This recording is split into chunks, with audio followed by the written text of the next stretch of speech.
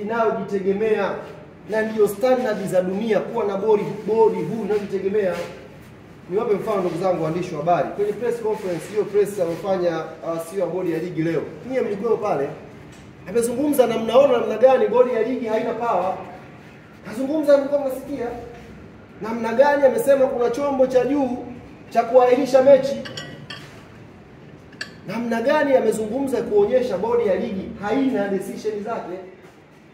Sasa sisi hii tulitoa kama pendekezo ya next season, sio kwenye kusolve issue ya Kariakoo Derby.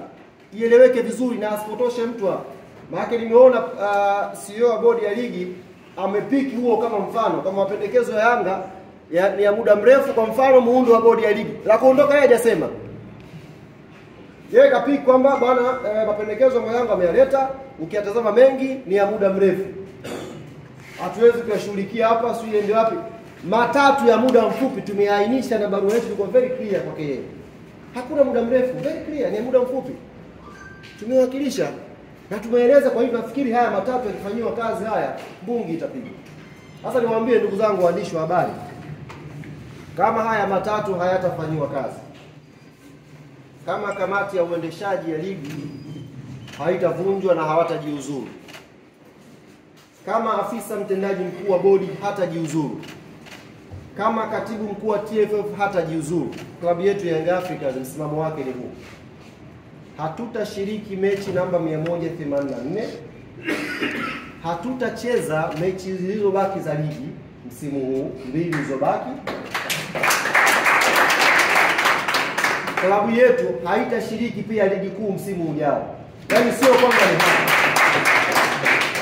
hatutacheza mechi namba 184, hatutacheza viporo viwili vya ligi vilibaki, hizo mechi 2 za ligi, na hatutashiriki rasmi ligi kuu msimu ujao. Taratibu nyingine zote zinaendelea kwa kamati tendaji. Tutakwenda wapi, tutafanya nini, tunajua cha kufanya. Na nitumie fursa hii kuwaambia wote ambao mnafikiri kwamba tunafanya mzaha, ndugu zangu, kwenye hili we are more than serious. Tuko serious zaidi ya mnavyodhani, zaidi ya mnavyofikiria.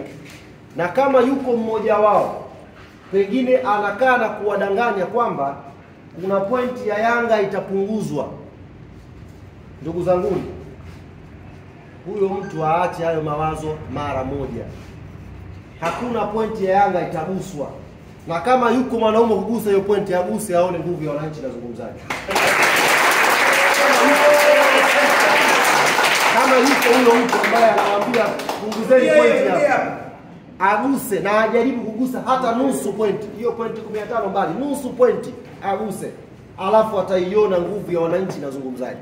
Hizi pointi 73 ndugu zangu tumezipata kwa jasho sana. Haikuwa rahisi Yanga kuwa kinara wa ligi sasa hivi. Kuna jasho limemwagika. Kuna fedha imetoka hapo. Watu wameingia gharama. Watu wamepata shida, wameacha familia zao kusafiri umbali mrefu kuisupport hii timu.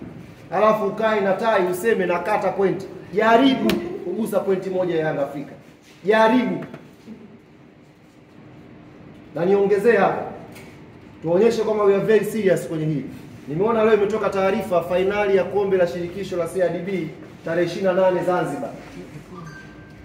Niambie ofisi ya katibu mkuu wa TFF na tuwaambie wenye mashindano haya benki ya CRDB, klabu ya Yanga haitacheza mchezo huo wa fainali kama hatujalipwa pesa yetu ya ubingwa msimu uliopita.